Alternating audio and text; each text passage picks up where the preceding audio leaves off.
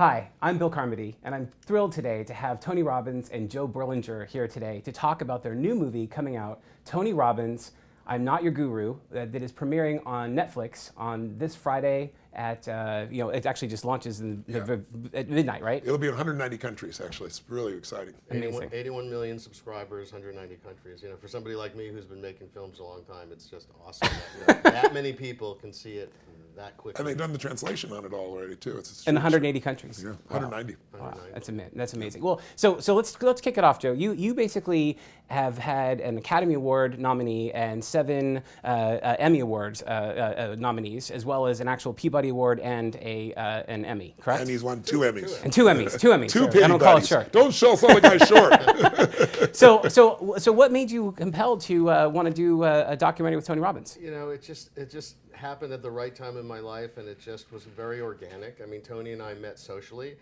I had some perception of who Tony was, but I was not deep into the world, and we had a great conversation. He was a fan of my Metallica film. Metallica, Some Kind of Monster, is about the vicissitudes of fame and fortune and guys shackled by their image and wanting to move beyond, and about therapy. And, there's just a lot of interesting touchstones to what he's about, and so we just had a really interesting conversation, and it expanded, and he nicely invited me out to attend one of his seminars. And look, I'm not a seminar guy, or at least I would have told you at the time. I'm not a self-help guy. I would have told you at the time, although he hates the phrase self-help. I do. I hate it as much as anybody. But in any event, but something, despite not being that kind of a person, and also I'm a bit of a workaholic. Sure. And for me to take 6 days out of my life to even take a vacation is unusual. So as I'm getting on the plane, and I'm heading out to Palm Springs, California, where this event was held, and as I'm picking up my rental cars, I'm driving to the desert, I'm thinking, why am I doing this? Yeah. But something was drawing me there. And so I go, and to my surprise, actually, I thought I was just going anonymously, but Tony is very generous, invites a bunch of people to attend his events. I was one of those people, and he also has a staffer look after you, make sure you're participating. You got the full VIP experience. Yeah, I mean, not so much VIP, but just make sure you're participating, making sure you're having a good time. Yeah. He cares, and that was very touching to me. And so touching, in fact, that after the first 2 hours, I kind of was like, thinking, oh my God, this is not for me. Right. I fled to the exit doors, and I was... There's that decision, the moment where you're either going to play full out or you're out. and I was like, oh my God, and I was really deeply troubled because he was so nice. I had made the trip, and so I called my wife, Lauren, and I said, listen, man, this is just not for me. This is just, I don't know what I was expecting, but it wasn't this. Yeah. And I'm not anonymous, and I don't want to insult Tony. Like, how do I get out of here gracefully without insulting the guy? and so my wife nicely said, she said, give it another day. You've taken the time out. You obviously, there's smart counsel. There's something drawing you. Give it another day before you make such a rash decision, which I did, and it was brilliant counsel because on day 2 we did a particular exercise that moved me very deeply. I opened my eyes after a 40-minute process that Tony took us through.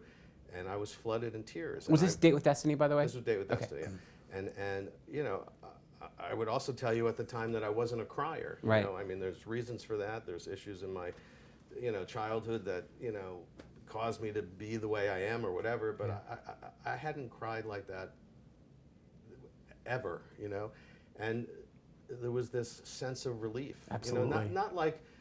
the heavens parted, the angels appeared, and now my life was going to be wonderful from here on out, but just a relief. Like a moment of clarity, right? Clarity, and I just felt better. And I thought, wow, if something can make me do this with this baggage of skepticism that I walked in with, if something can make me feel this way, I'm going to give it a shot and stick out the 6 days. And each day got better and better, and by the end of it, I was like, wow, I am so glad I went through this. It was incredibly transformational. Tony gave me these tools to, deal with my stuff. And it was so moving, in fact, that's when the light bulb went off, and I said, what, I want to make a film about this. That's great. Not only do I think people should be exposed to these ideas, but I also, there was something so magical in that room that was happening.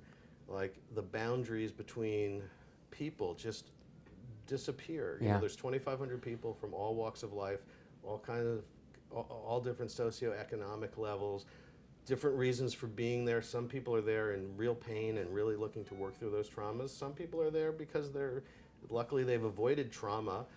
And they're achievers, and they just want to get to the next level. Yeah. But there's a range of humanity there from different countries, different belief systems, and yet the boundaries between those people very quickly, because of the community that he cultivates and the process, just evaporates. So while people are there, of course, for their own self-interest, and I use that term in a positive way, you know, they're selfishly there to improve themselves.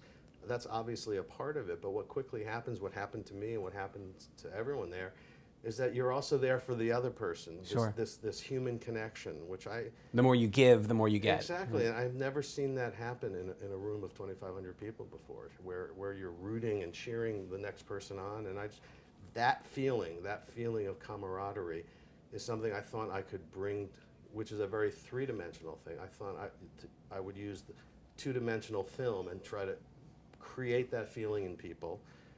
That I felt myself and that everyone in that room feels. Well, and I, by the way, I think in terms of the movie itself, I think you did an amazing job of compressing 6 days of just intensity to 2 hours. I mean, it's like, you know, for anyone who's never been to Date with Destiny, you know, they're in for a thrill ride on the movie because you've really hit so much of it. And yet, you know, it's like you're trying to condense, what is it, you know, 60 hours? Yeah, 72. Well, that was his big concern. I mean, you know, so to finish the story and to relate to that, I called Tony up and after the event, and I thanked him profusely for, you know, a really transformative experience that was very generous of him to provide to me.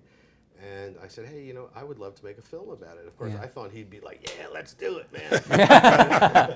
But he was really hesitant. It took me 2 years to kind of like, you know, chase him down, because he was very concerned that the condensation of time that is the very same thing you said. Like, how are you going to take 6 days, put it in 2 hours, and have integrity and really have the true feeling of what the event was about? Yeah, so he thought that's, you know, he was, you know, concerned that it would somehow trivialize, but I impressed upon him that all documentaries are compression of time, that the good documentarian knows how to compress time and capture the emotional essence of a situation, the emotional truth, not the literal truth. The literal truth of any situation of Tony's event, the literal truth would be a 72-hour movie, and of course you can't have that. You know, so like, you know, the film that I guess I'm best known for is the Paradise Lost trilogy about the West Memphis 3 case. That original Paradise Lost film was 2.5 hours long. There's an hour of murder trial in that 2.5 hour movie, and yet the real murder trial was 6 weeks long. But nobody is questioning me or saying, hey, you know, you missed this part. You know, it's my job to capture the emotional essence of a situation. So I think Tony, eventually, as I showed him more of my films and we talked about it, he became less concerned about that idea. But there was one other issue, though, too, and that other issue was that, you know, you've been to the event, so you know what it's like. Yes. We use image magnification, but that's a long-range lens away from people, so we can project them so a group of 2,000 or 10,000 people can see faces and be associated. The idea of someone being right in here with a camera while you're going to make these changes, I just was really worried that it was going to disrupt people. So I got to really say, besides his absolute genius of compressing this, which I don't think anybody else could have pulled off, and I'm not saying that to be hyperbole, I just think that's his gift. Yeah. The other piece for me was he said, listen, Tony, I believe in this so much. I'm willing to go there and film. And if you really believe it's disrupting, I'll shut the cameras off. The thing will go out. It's my loss, not yours. I said, you really want to put yourself on the line like that? That's he said, awesome. yeah. So we did it. And they did the most amazing job. The cameras disappeared. And, you know, you got to see the film. You know Absolutely. what it's like. Well, and we you got felt like people you were in that there. film. We have people watching this film that are changing their lives watching for 2 hours. Because, you know, when you watch a great movie, you connect to the character, you feel what the character feels, you go through that transformation, but then afterwards it stirs people to know what they're going to do. But the most unlikely people, I was on a radio show today, I won't even mention the names, but I've been on the show before, and it's, you know, it's kind of dick humor and things of that nature. And I asked last time I was on there, when I saw it on the list, I was like, what am I going back here for? You know, this is a waste of time. I got serious things to talk about. I like these guys, they're nice guys, but there's no reason for this. I came in today, I haven't had a chance to tell you this, and all three of these guys, like, I'm waiting for, like, all right, you know, well, I'll mention the documentary. Hopefully it'll reach some people, you know. It's like, but this is not going to be, like, deep, right? I like to go deep. I'm not a surface guy, right?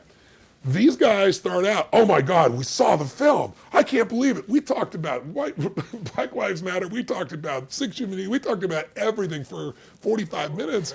And they were truly moved. You know, Michael Moore is a genius documentary in his field.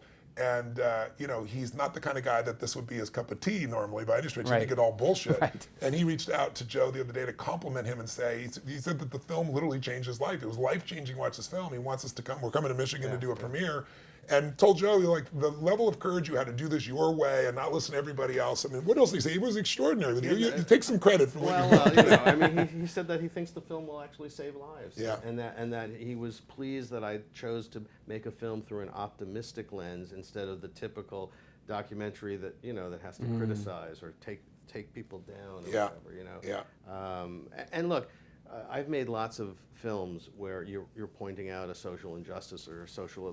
There's that's an important function of documentary. But this film had a very different vibe to it. I wanted to share a positive experience with people, and I wanted to use film to inspire people. That's great. And I'm really happy. And with mission the result. accomplished. I mean, so honestly, I've watched this film several times now. I love it. I think it's really? an That's awesome. Oh, absolutely. I We've mean, bumped into people that, it's only been premiering for this week, and we've bumped people that have gone to 3 premieres of the same film already this week. It's amazing. well, so you've already sort of touched like millions of lives, right? Yeah. And so and you do hundreds of these events, every year. So my question is, as you sort of look at this, was the inspiration for the film so that you could even reach a broader audience? Was that part of why you decided you wanted to do this? I want to reach people whether I see them in person or not, whether I've ever seen them or not.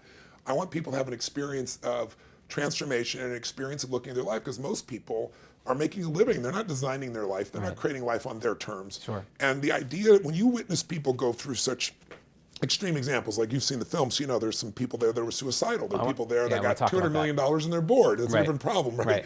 But when you take somebody through an extreme, like the suicidal example, it just reminds you have no problems. If they can turn that around, I can sure deal with my husband, my wife, my kids, my boss, my company, right? It changes the game. So did you know, first of all, going into this film, you'd been to a date with Destiny, so you knew that he was going to ask if anyone's is contemplating suicide to stand up. So you'd seen that firsthand the first time around. Yeah. I mean, he had some concerns about the film. Once I agreed, once I convinced him to do it, my big concern was, would this happen again? Right. And that's one of the things that drove me to want to make the film. It was actually this kind of conflicting duality. On the one hand, I had such a magical experience. I wanted to share it with others, and selfishly to, have that experience again, but this time with an all-access pass. Right. But I was also equally afraid of having that all-access pass because, I didn't want to peek inside the sausage factory and have that experience of, you don't want to know what's in there, right? And become disenchanted, and so would suicide people stand up again? Would the interventions be as powerful? Yeah. Would going behind the scenes and showing the production? I was worried about that too. Was that going to somehow reveal some of the magic, right? Make me feel disenchanted, but the exact opposite happened. I mean, it just convinced me of Tony's total commitment and dedication. And I mean, he's on stage, and I heard it the first time, but I was just a participant. But I saw. This guy's on stage 6 hours a day, 6 days a week, 12 hours a day. Yeah.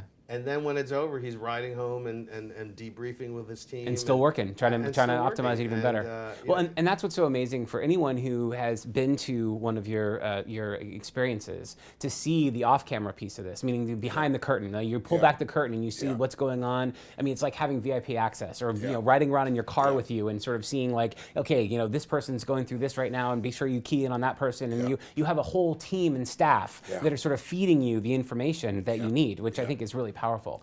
But I want to talk to you about the suicide, because it's interesting to me, because in a room full of 2,500 people, you look at it and you say, statistically, about 12 people in that room about an average of a dozen, are looking are seriously contemplating suicide. And so you ask them to stand up. I mean, to me, that was one of those powerful moments in the film, because now you're talking and then you're looking around, and how do you even choose which of the 12 that you decide to focus on? Well, I actually do a bunch of them. Okay. Yes, I don't just do one. In the film, you get to see 5, 6 interventions, and they're normally an hour and a half, 2 hours, and he reduces them to 7 minutes. I never thought that could ever work, but he got the core essence of it.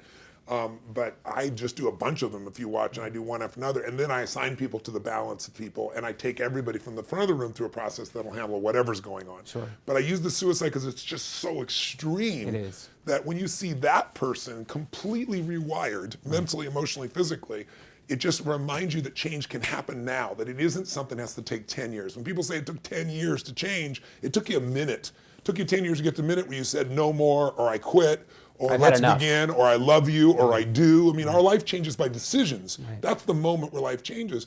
And so, when he went through the event, we had, like, on the suicide night, we had a woman with a massively disfigured face. Her name is Rain, and she wanted to commit suicide. And then there was a man there that was blinded and was suicidal. And I brought them together, if you can imagine, got them to heal each other. So this blind man is touching this woman's face, telling her how beautiful she is. And I mean, there wasn't a dry eye on the place. So he had witnessed that. And then he witnessed, I had a gentleman who was a Marine sergeant who had buried, I think, 32 of his buddies, and had extreme PTSD. Like when he was holding the microphone, it was literally shaking back and forth, like looked like a cartoon. Yeah. Dark glasses because he had light sensitivity, can't sleep at night, insomnia, all the traditional PTSD, migraine headaches. And it took me, an hour and a half probably, with him. And the end of an hour and a half, there's no shaking because we rewired his nervous system. Glasses came off, he could look straight at the light. The change was so radical, got rid of his insomnia, that we went to CNN and we did a show like 6 months later. And I sent them, I don't have his kind of footage, right? I just sent the footage that I make that's just for IMAG. And the woman who's the producer, when she met this man, this sergeant, she started to bawl because he walked in looking like a movie star. He had this sweater and everything else. He had so much His confidence. life was rocking. He had, like no glasses, no anything. And she saw what he was like before that, and she's like, couldn't even believe it. So what's really beautiful is I told you, I said, don't worry. I said, I've done this enough times. This is I think it was my 77th, I think at that time, of A Date with Destiny that I've done over, like 25 years. But I also made a deal with him. I thought I was making a deal. I found out afterwards. I said, look, I don't want you putting this film out for at least a year where you can follow up a year later and show where people are. Because everybody thinks change doesn't happen or it takes forever. And then they think it doesn't last if it happens fast. And they're wrong. When you rewire yourself, it lasts. So the stories at the end where you see people a year later, even more exciting to me. But this little character here, he said, of course, because he knew it was going to take a year to make it. Of course, how did you do that? So how's Dawn doing? I mean, she's the one that's featured in We that. just saw Dawn, and we saw Dawn, for those that are watching, as a young woman who was in a cult and just went through the most brutal sexual type of things that you don't even want to hear about. Right. But she inspired the entire room because of the transformation. And then we had, if you remember, the young girl named Sienna, who thought she had a weight problem, and it was really her dad and her were estranged with drug addictions. And they both came to the American Documentary Awards in Palm Springs, and you would not even recognize them both. And then the mother of the daughter, because you know the show, she also called 2 days before the husband died and apologized to him and reconnected with him, and he died 2 days later. It was all unexpected, that was too. Amazing. It wasn't planned. It wasn't like he was ill. And that was the blaming exercise. You need to blame your father for all the wonderful things that he's done in your life. Yeah, if you're going to blame people for all the crap in your life and give them credit for all the crap, then you have to give them credit for all the good, right? Exactly. Well, how amazing was that she did that? Oh my God, it's touched my heart and soul so much later. Because she has no regrets, right? Can you imagine? Her and her mom have no regrets. That's amazing. And she got to have that quality time with her dad before he passed. Yeah. And there was again, they didn't know this was coming. It's not like, okay, we got to get this handled because he's dying. It was one of those surprise things. I believe, I don't know, did you have a stroke? Is that what happened? Or? Yeah, stroke. So Joe, I want to also understand, now that you've sort of put this film out there and you sort of see this, when you step back and look at it, you've had the experience of Date with Destiny. You look at the film. Are you really happy with the end product? Do you feel like it's real representative? I do too. I really do. And it's funny. I've made probably a dozen feature-length films and hundreds of hours of television. And by the time you get to this phase, you've seen it 1,000 times in editing, and then you're sitting in color correct and mix, and you're going over the finest details. And by this time, I can't even bear. I always go out to dinner while the movie is screening, and I can't even bear to look at it. But I like last night we had this rooftop screenings program in Brooklyn, which is an open air screening program. There was 850 people there. There was this large outdoor, beautiful, big screen, and it was I just love watching this movie, particularly the last half hour. I just find it's very moving. I find it inspirational. It reminds me. I mean, look, I got the greatest Date with Destiny course one could have. I've been deeply immersed in this footage for like a year, and it's just I just love watching it. So I'm not. So that's a sign to me that I'm very happy with the film, because I'm not at that point where like, oh, don't put that film on. And you, and I'm thrilled out of my mind. I mean, there's no way I could have imagined that someone could capture the spirit of it at the level that he's done. It's quite extraordinary. That's great. Well, thank you guys both. I really appreciate you taking the time to talk about it. So Netflix this Friday, July 15th, and I can't wait for other people to see it. It's going to be amazing. Thanks for having sharing us. Thank you. Thank you. Cool.